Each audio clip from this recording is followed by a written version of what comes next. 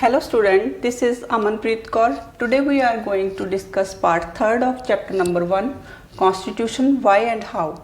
This part is related to composition of Constituent Assembly. Keep your NCERT book alongside to understand better. तो first point है composition of constituent assembly. जैसे हमने previous video में पढ़ा था कि जो कॉन्स्टिट्यूएंट असेंबली थी वो 1946 में बनी थी अनडिवाइडेड इंडिया की। तो जब उसके बाद एक प्लान आया 3 जून 1947 को, जिसको माउंटबेटन प्लान भी कहा जाता है। और अकॉर्डिंग टू दिस प्लान जो पावर्स थी ब्रिटिश गवर्नमेंट ने इंडियंस को दी थी और इंडिया के 2 पार्ट्स किए गए थे, पाकिस्तान और India. Plan for transfer of power to the Indians and partition of the country was laid down in the Mountbatten plan. तो उसके बाद माउंटबेटन आने से इंडिया के जो 2 पार्ट्स डिवाइड हुए थे, तो जो मुस्लिम ऑक्यूपाइड एरिया थे वो पाकिस्तान में चले गए। Because of this the number of members in the assembly was reduced to 299। तो 299 मेंबर्स थे जो उन्होंने कॉन्स्टिट्यूशन बनाने का जो काम था वो कंटिन्यू किया। It had taken 2 years 11 months and 18 days to complete the task. तो अप्रॉक्सीमेटली ऑलमोस्ट 3 years लग गए उनको ये काम सारा कंप्लीट करने को। The constitution was adopted on 26 November 1949। तो कुछ provisions like citizenship, elections, provisional parliament और टेम्परेरी और प्रोविजंस थी जो वो 26 November 1949 को अडॉप्ट की गई। तो हमारा पूरा कॉन्स्टिट्यूशन 26 जनवरी 1950 को लागू किया गया। और ये डेट इसीलिए उन्होंने चूज़ की क्योंकि ये इंडियन नेशनल कांग्रेस ने पूर्ण स्वराज डिक्लेरेशन के साथ रिलेट करती थी। 1947 में जब इंडिया और पाकिस्तान की डिवीज़न हुई तो जो कॉन्स्टिट्यूएंट असेंबली थी उस पर बहुत प्रेशर था, बिकॉज पॉलिटिकल और सोशल जो सिनेरियो था वो बहुत अनस्टेबल था और कॉम्युनल राइट्स हो रहे थे। कॉम्युनल राइट्स में जो हिंदू और मुस्लिम सिख एक दूसरे को रिलीजन के नाम पर मार रहे थे। और जो हमारे कॉन्स्टिट्यूशन फ्रेमर थे उन्होंने इससे सबक भी सीखा कि जो हमारा न्यू कॉन्स्टिट्यूशन बनेगा उसमें हमने लिबर्टी, इक्वालिटी और जस्टिस जैसी जो प्रोविजंस है वो उसमें ऐड करनी है। The constitution was committed to new conception of citizenship where not only would minorities be secure but religious identity would have no bearing on citizenship rights। तो नीचे वाले पैराग्राफ में दिया है कि जो कॉन्स्टिट्यूएंट असेंबली थी वो चाहे डायरेक्ट वोटिंग सिस्टम से इलेक्ट नहीं हुए थे उसके मेंबर, स्टिल वो एक रिप्रेजेंटेटिव बॉडी थी और जो ऑल रिलीजन के मेंबर्स थे वो इसके रिप्रेजेंटेटिव थे। तो ये लाइन देखिए, although the member of assembly were not elected by the universal suffrage there was a serious attempt to make assembly a representative body. तो इसमें 26 मेंबर थे जो वो शेड्यूल्ड क्लासेस के ऐड थे। और जब पार्टीशन के बाद जो कांग्रेस पार्टी थी वो मेजॉरिटी में थी, 82% सीट्स थी जो वो कांग्रेस की थी। बट इसका ये मीनिंग नहीं है कि कॉन्स्टिट्यूएंट असेंबली में सिर्फ कांग्रेस पार्टीज़ के मेंबर थे वो ही डोमिनेंट थे, क्योंकि जो कांग्रेस पार्टी थी वो खुद ही एक डाइवर्स पार्टी थी और उसमें बहुत सारे रिलीजन और डिफरेंट सेक्शंस ऑफ सोसाइटी के जो मेंबर थे वो add on. Congress party sent directives to the provincial legislative to include representative of Anglo Indian, Christian, Parsis, backward classes and women। So we can say the all section found representation in the Constituent Assembly. Our next point is the principle of deliberation. Deliberation means decision after debates and discussion. During framing the constitution, there were so many debates and discussion. Constituent assemblies की debate और discussion थी जो वो हर एक मुद्दे पर हुई और राइट टू वोट के लिए सर्वसम्मति थी।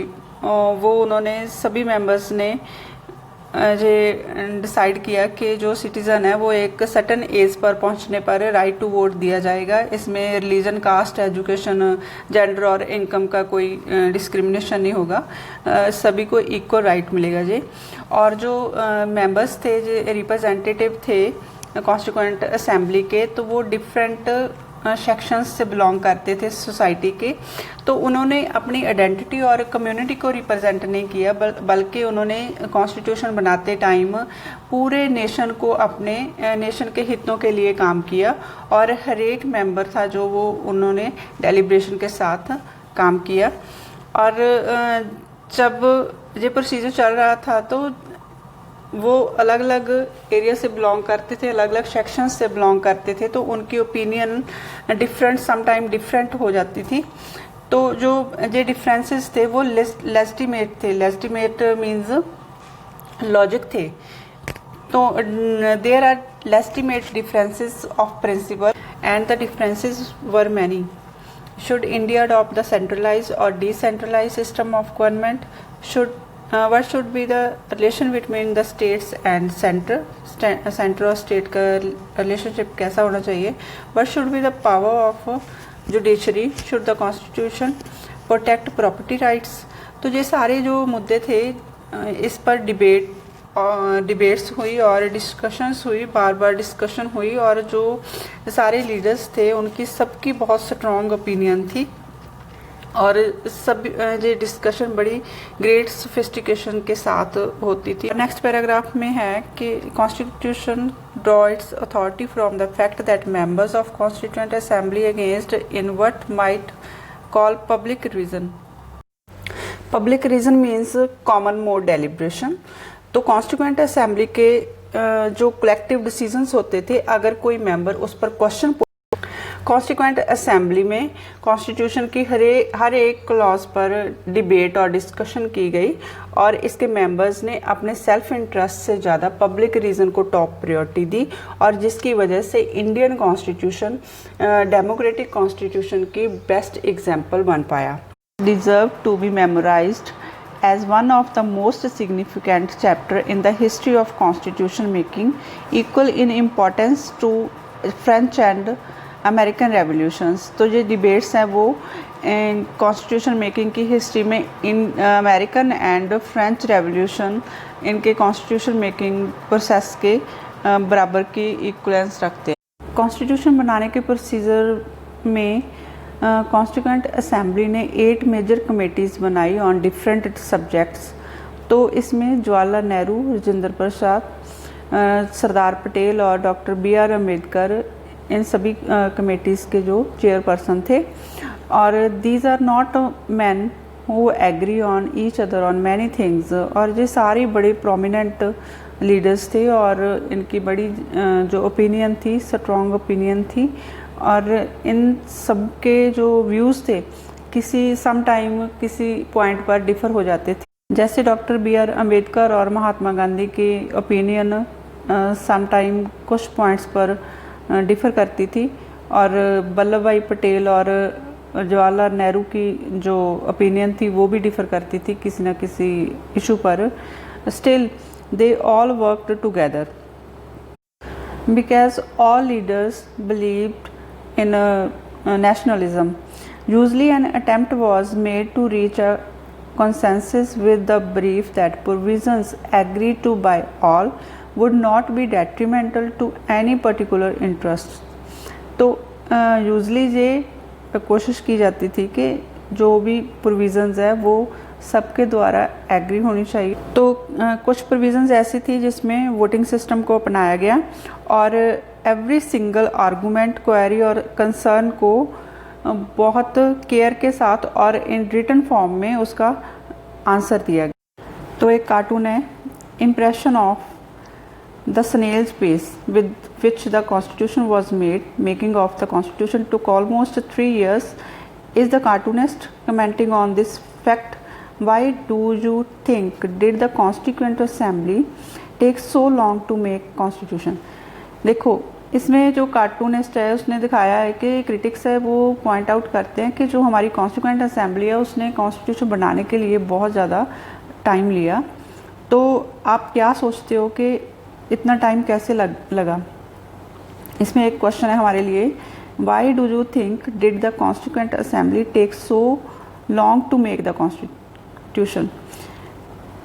तो doctor B R Ambedkar drafting committee के चेयरपर्सन थे और जो बाकी लीडर्स भी थे वो ये चाहते थे कि जो इंडिया है वो बहुत डाइवर्स कंट्री है, इसमें बहुत सारी प्रॉब्लम्स भी है जैसे कि poverty, caste system, religion, security, और वो ऐसा एक कॉन्स्टिट्यूशन बनाना चाहते थे कि जो न्यू है नेशन हमारा इंडिया है उसके लिए ऐसा संविधान बनाए जिसमें जो सिटीज़न है उनको ज़्यादा से ज़्यादा जो है राइट्स दिए जाए और एक सेकुलर कॉन्स्टिट्यूशन बनाया जाए। इसके लिए उन्होंने डिफरेंट जो कॉन्स्टिट्यूशन थे उनको स्टडी किया और उनकी जो अच्छी प्रोविजंस थी उनको हमारे कॉन्स्टिट्यूशन में ऐड किया। Next point is inheritance of nationalist movement. तो कॉन्स्टिट्यूएंट असेंबली थी जो कॉन्स्टिट्यूशन को बना रही थी, चाहे वो बहुत डाइवर्स थी लेकिन फिर भी उनका एक सोल पर्पस था, सोल मोटिव था कि जो कॉन्स्टिट्यूशन है वो एक ऐसा कॉन्स्टिट्यूशन बनाया जाना चाहिए जहाँ पर लिबर्टी, जस्टिस एंड इक्वलिटी दी जाए लोगों को, और उनमें एक कॉमन स्पिरिट थी नेशनलिज्म की। तो जो हमारे लीडर थे जैसे Jawaharlal Nehru, Rajendra Prasad, doctor B R Ambedkar, Sardar Patel, Mahatma Gandhi, ये सारे ऐसे लीडर थे जिन्होंने फ्रीडम के लिए जो स्ट्रगल थी उसमें लोगों के कदम से कदम मिलाकर उनका साथ दिया था, और वो रूट लेवल पर लोगों की जो प्रॉब्लम्स थी ब्रिटिश राज के दौरान, जो प्रॉब्लम लोगों ने फेस की थी और डिस्क्रिमिनेशन टॉलरेट किया था, वो सब उन प्रॉब्लम्स को जानते थे। और उनका जो सोल पर्पस था वो ये था कि इंडिपेंडेंट इंडिया में ये दोबारा उनको सहना ना पड़े, इनइक्वालिटी को रिमूव कर दिया जाए। और जो इम्पोर्टेंट क्वेश्चन थे कॉन्स्टिट्यूशन बनाते टाइम, जैसे shape and the form of government, India should have the value it should uphold, the inequality it should overcome. तो ये सारे क्वेश्चन थे, इन पर डिबेट की गई बार बार, और जो इनके आंसर थे उनको जब फाइनली कॉन्स्टिट्यूशन को बनाया गया तो इसमें उनके आंसर जो थे वो ऐड किए गए। और नेक्स्ट पैराग्राफ है, the best summary of principles that the nationalist movement brought to the Constituent Assembly is the objective resolution। तो इस पैराग्राफ में हमें objective resolution के बारे में बताया गया, और objective resolution जो Constituent Assembly के रूल एम्स थे, इसको हम एम्स ऑफ असेंबली भी बोल सकते हैं, और ये नेहरू जी ने 1946 को दिए थे बेस्ड ऑन दिस रेजोल्यूशन। तो इस रेजोल्यूशन में जो कॉन्स्टिट्यूएंट असेंबली के जो एम, मोटिव और पर्पस था वो डिस्कस किया गया था, और ये फंडामेंटल कमिटमेंट्स थी equality, liberty, democracy and sovereignty के लिए कॉन्स्टिट्यूशन को बनाया गया। तो इसमें उनके आंसर जो थे वो ऐड किए गए। और नेक्स्ट पैराग्राफ है, the best summary of principles that the nationalist movement brought to the Constituent Assembly is the objective resolution। तो इस पैराग्राफ में हमें objective resolution के बारे में बताया गया, और objective resolution जो Constituent Assembly के रूल एम्स थे, इसको हम एम्स ऑफ असेंबली भी बोल सकते हैं, और ये नेहरू जी ने 1946 को दिए थे। The main point of the objective resolution, first is India is an independent, sovereign and republic. India should be a union of erstwhile British Indian territories, Indian states and other parts outside of British India and Indian states as are willing to be a part of the union. Territories forming the union shall be autonomous units and exercise all powers and function of the government and administration except those assigned to or vested in the union. This point is about to have a federal form of government with the distribution of powers between center and state. And fourth point is all powers and authority of sovereign and independent India and its constitution shall flow from the people.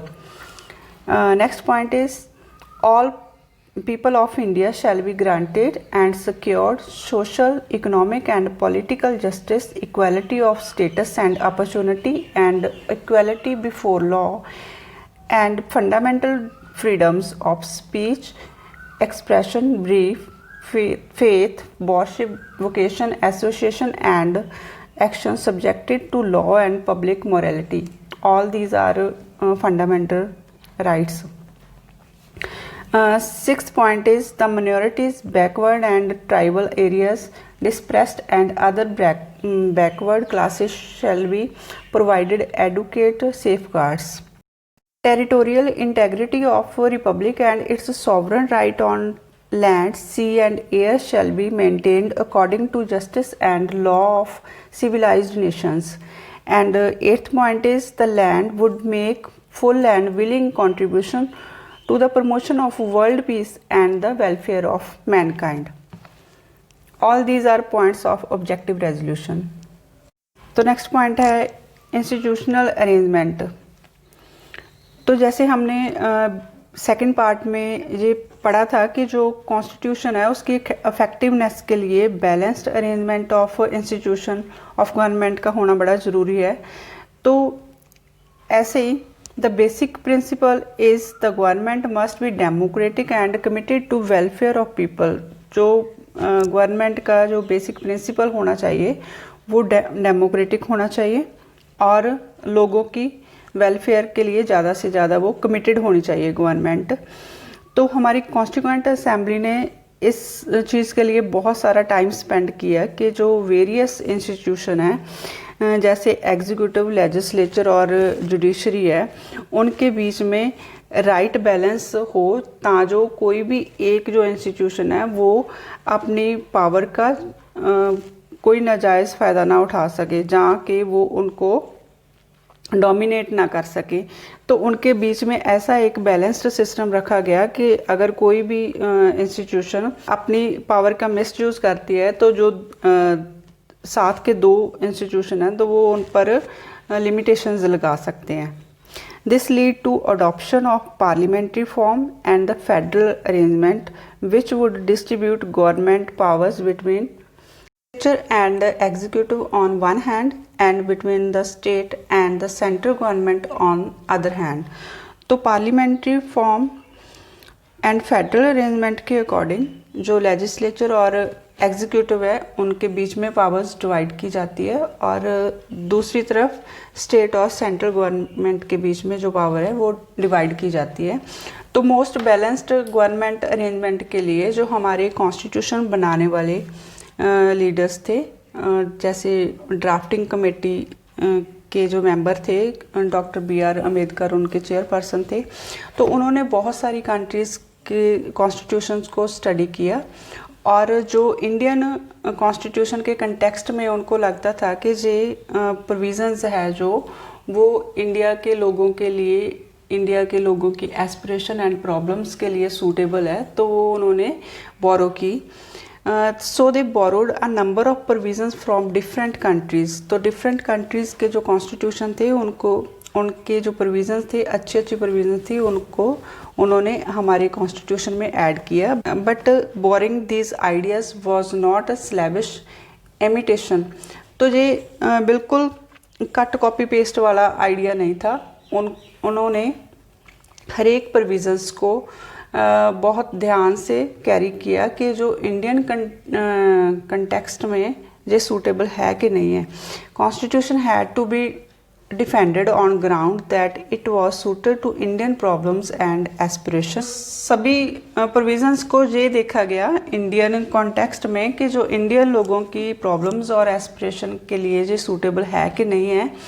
और हम जो Indian हैं, India बहुत extremely lucky हैं जो हमें ऐसी एक कॉन्स्टिट्यूएंट असेंबली मिली जिन्होंने ईच एंड एवरी क्लॉज पर डिबेट किया, डिस्कशन किया और एक कलेक्टिव विजन के साथ, एक नेशनलिस्ट स्पिरिट के साथ हमें बहुत अच्छा एक डेमोक्रेटिक कॉन्स्टिट्यूशन बना कर दिया। तो इस पेज में डॉक्टर बी.आर. अम्बेडकर के वर्ड्स दिए गए हैं और डॉक्टर बी.आर. अम्बेडकर बहुत ग्रेट लीडर थे और हाईली क्वालिफाइड थे और ड्राफ्टिंग कमेटी के चेयरपर्सन थे। उनके वर्ड्स हैं, one like to ask whether there can be anything new in the constitution framing at this hour in the history of the world. The only new thing, if can be any, in the constitution framed so late in the day are the variations made to remove the failure and accommodate it to the need of the country। तो इसमें उन्होंने ये बताया है कि जो उस time जब इंडिया का कॉन्स्टिट्यूशन बनाया जा रहा था तो ऑलमोस्ट सभी टाइप के कॉन्स्टिट्यूशन बन चुके थे ऑल ओवर वर्ल्ड। तो उसमें न्यू थिंग्स जो थी इंडियन कॉन्स्टिट्यूशन में वो ये थी कि ये उन्होंने वेरिएशन ऐड की जो कि हमारे इंडिया के लिए सूटेबल थी और उनको अपने कंट्री के ज़रूरत के हिसाब से उन जो डिफरेंट कंट्रीज़ की प्रोविज़न थी उनको उन्होंने उसमें ऐड कर दिया कॉन्स्टिट्यूशन में। हमारे कॉन्स्टिट्यूशन में जो वेरिएशन है वो इन प्रोविज़न्स से देखी जा सकती है जो कि हमने अदर कंट्री से बोरो की है। Like British constitution, first past and the post, parliamentary form of government, the idea of rule of law, the institution of the speaker and her or his role, law making procedures. ये सारी जो provisions है वो British constitution से ली गई है। United states constitution, charter of fundamental rights, power of judicial review and independence of the judiciary. Irish constitution, directive principles of state policy. French constitution, principles of liberty, equality and the fraternity. French constitution, principle of liberty, equality and fraternity. Canadian constitution, the quasi-federal form of government, the idea of residual powers। तो ऐसी और कई provisions है जो हमने other countries से ली गई हैं, जैसे कि हमने इन ऑस्ट्रेलिया के कॉन्स्टिट्यूशन से idea of concurrent list, trade and commerce provisions ली है और साउथ अफ्रीका से amendment with 2/3 majority in parliament and election of the member of parliament, ये प्रोविज़न ली गई है। और जो आपको कोई भी प्रोविज़न पता है जो हमने दूसरी कंट्री से ली है वो आप कमेंट सेक्शन में लिख कर बता सकते हो। तो यहाँ तक हमारा जो चैप्टर नंबर 1 है वो कंप्लीट हो गया और जो सेकंड चैप्टर है वो हमारा फंडामेंटल राइट्स के बारे है जिसमें हम नेक्स्ट वीडियो में पढ़ेंगे। If this video is helpful in your study, then like, share and subscribe my channel. Thanks for watching.